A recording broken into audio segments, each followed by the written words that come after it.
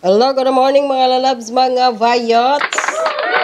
Magandang hapon, Pilipinas, Luzon, Visayas, and Mindanao. Sa mga kapwa ko po Dabawinyo, maying hapon sa inyong atanan sa Davao Region. Sa mga kapwa ko rin po OFWs around the world, hello, maying hapon or magandang araw po sa inyong lahat. Kung bago na po kayo sa aking YouTube channel, huwag po kalimutan mag-subscribe at share po mga lalabs, mga vayots. So ito yung topic natin ngayon, grabe. Kung kayo ay PhilHealth, yung mga manood po dito, kung kayo ay mga PhilHealth members, grabe, nakakasuka ang ginagawa ngayon ng administrasyon ni Bongbong Marcos. Lahat na lang ng hanay ng ahensya ng gobyerno, pag may pira, gusto nilang kukunin, no? Mga lalabs mo. Dahil itong laging para ng baka nga si Atty. Harry Roque sa Isiminay, sa kanyang YouTube channel about dito sa 90 billion na to, no? 89.9 billion po ito, no? So 90 billion na yan. Itong sinasabi lang unutilized government subsidy ng PhilHealth daw na nais i-transfer ngayon ang nais ng administrasyon ng Malacanang na ibalik ito sa Philippine Treasury dahil hindi daw nagagamit. Bakit hindi yun ginamit? Maraming bayaran po ang PhilHealth sa mga hospitals sa buong Pilipinas dahil maraming mga PhilHealth members ang mga nahu-hospital. No, may mga premium pa nga dito na malaki yung kanilang malaki yung kanilang binabayaran buwan-buwan dahil siyempre yung iba maraming mga nagpa-dialysis, maraming mga may cancer, etc. So, bakit hindi binabayaran ang hospitals na maraming nagki-claim pa na marami pa rin hospitals ang hindi binabayaran? Tapos, yung sa mga natin, dati mga nurses, doctors, lahat na yun, yung mga medical staff, panahon ng pandemya ni Pangulong Duterte, na pinangakuan po niya na magkaroon sila ng allowance.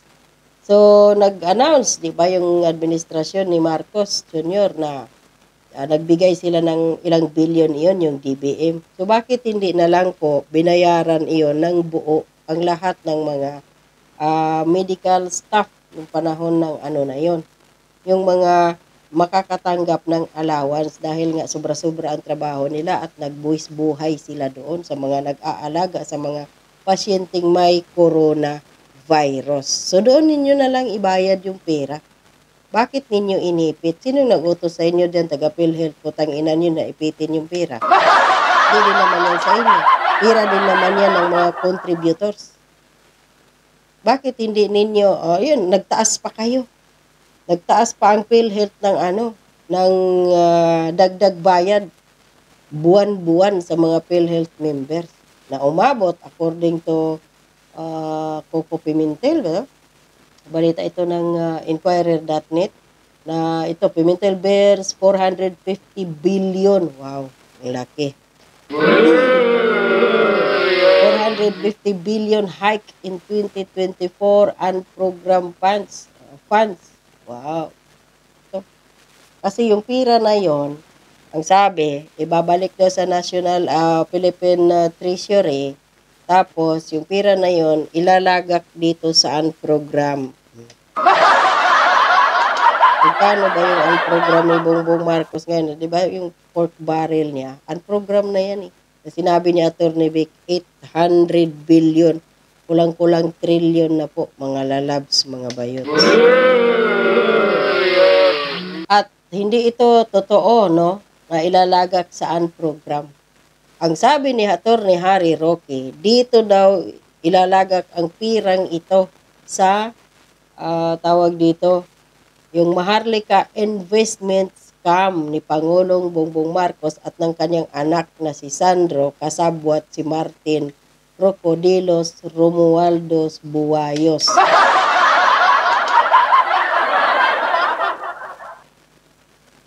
So, sabi dito, Pimentel then sought to clarify if the 450 billion hike in the unprogrammed funds was transferred from the program funds. Ito, yung inupo ngayon ni Bongbong Marcos na si Angara sa DepEd. Angara again confirmed this. Dahil si Angara yung sa Senado, siya yung parang sa sa parang budget or kung ano pa dyan, no? Siya yung ano dyan, co-chairman, no? Siya yung nagpaano pala dito, putang inang yun. Kaya dito, explaining that the transfer of funds was the result of the amendments made to various departments. So, ito yung sinasabi niya dito. Kaya asahan na ninyo sa DepEd ngayon na si Angara ang umupo dyan, kakilakilabot din ang alam na ninyo, yung nakawala. Tingnan lang natin kung iipitin ba ng Marcos Jr. or ang pondo ng DepEd or buhusan nila iyon ng kakilabot na pondo. Titingnan natin. Dahil kay BP Sara, kaya man yun siya na wala siyang choice. Kailangan niyang mag-resign sa DepEd kahit ayaw niya. Bakit? Naaapektuhan na kasi ang mga mag-aaral, ang mga guro. Naaapektuhan ang buong sektor ng Department of Education dahil pinopolitika si BP Sara at binabawasan ang kanyang budget para masira si BP Sara sa taong bayan. So yun yung ginagawa ngayon ng Marcos administration, kaya nag-resign siya para hindi maapektuhan ang mga mag-aaral, ang buong departamento ng Department of Education. Yun yung number 1 rason kung bakit si BP Sara nag-resign. So ngayon, ito yung total daw na appropriation, ito na, for Source General Appropriation Act FY 2024, umabot na ngayon sa 731 million or billion ito. Nako. So bakit ito? Bakit yung itong 90 billion na to, ulitin ko, ibalik doon sa Treasury, Philippine Treasury, kung maraming bayarin ngayon ang PhilHealth. So, maraming mga nag-question, kinukutya si BP Sara, lalo na yung mga bayarang mga vloggers at diputang trolls dyan sa mga social media, na may mga picture ni Fiona, tapos ang dami kong tawa, 125 million, etc. ganyan. Dahil inubos ni BP Sara daw within 11 days ang kanyang confidential intelligence fund na 125 million na which is nagresulta naman. Tingnan mo ngayon si Franz Castro, convicted child abuser. Child abuse. Ano? Alam na natin ngayon na talaga itong hanay ng mga ni Franz Castro at itong komunistang terorista talagang sila ng tawag dito, nang re-recruit sila sa mga eskwelahan. Matatunay tayo. So ayon dito mga lalabs, mga bayot, yung 90 billion na yan, nakapag-transact na pala ang PhilHealth. At ito ay 20 billion na yung nabigay nila dito. So ito, may dito, no? Masyado lang malabo. Basahin ko na lang din ha, kasi maliit din ang litra. Ito, no? Fund balance remitted by PhilHealth. Ito. 20 billion. And PDIC, 30 billion in May. In May daw. Oh, nakapag-transact na ha. May 20, may 30. In accordance, circular number 003-2024 and FY, ito yung kalendar yata ito, 2024 GAA under unprogram appropriation. So, inuutay-utay na nila ngayon ang pera ng mga PhilHealth contributor. Mapupunta na naman ito sa kaninong bank accounts. Of course, hindi dyan. Kumaga sa Bisaya pa, di magpapiriba ang first family. Kailangan ito.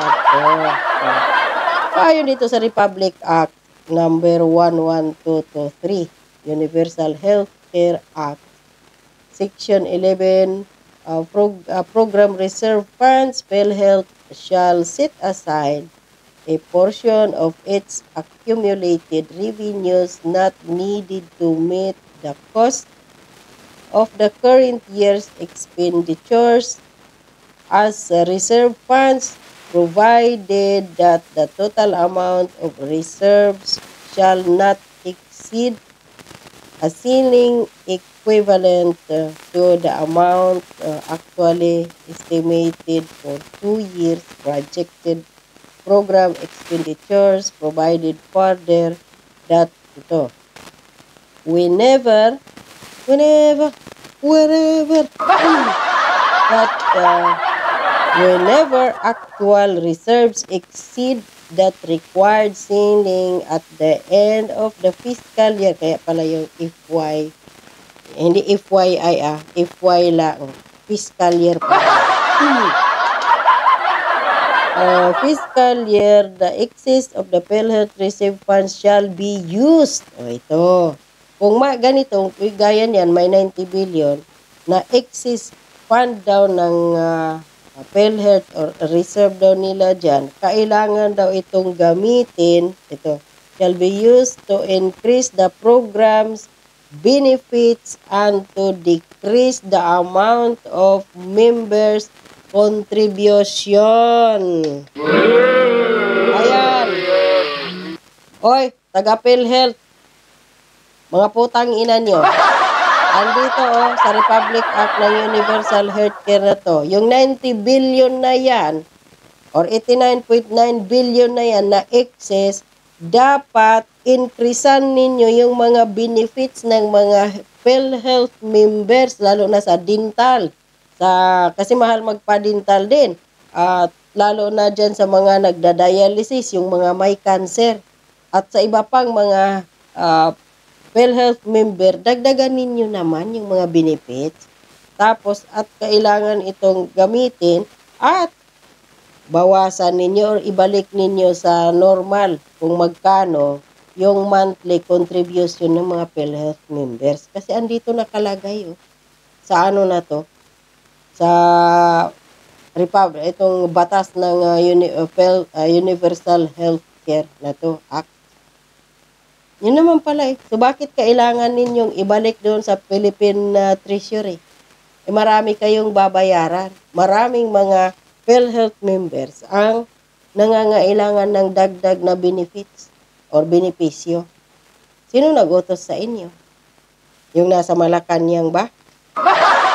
Hanggang ngayon ba, hindi pa rin nabubusog yung mga tiyan nila. Lumalaki na pakaang-kaang na nga yung iba dyan maglakad na akala mo nagkaroon ng itlog na parang melon ang laki. Nagkaroon ng ganlak. Hindi pa sila nabusog. Talaga lang iniipit ninyo yung pera dyan sa PhilHealth para ipunta doon sa program kunwari. Pero sabi ni Harry Roque, ay nasa Maharlika funds yun para nakawin. Yun ba yun? Ano yun naman? Ito naman talagang administrasyon na to. Talaga naman Tama nga si Tatay Digong. Kahit kailan, hindi ko sinabing mag-Marcos ako. At pag magnakaw yan muli, bahala kayo sa buhay nyo. Totoo talaga. Patawarin.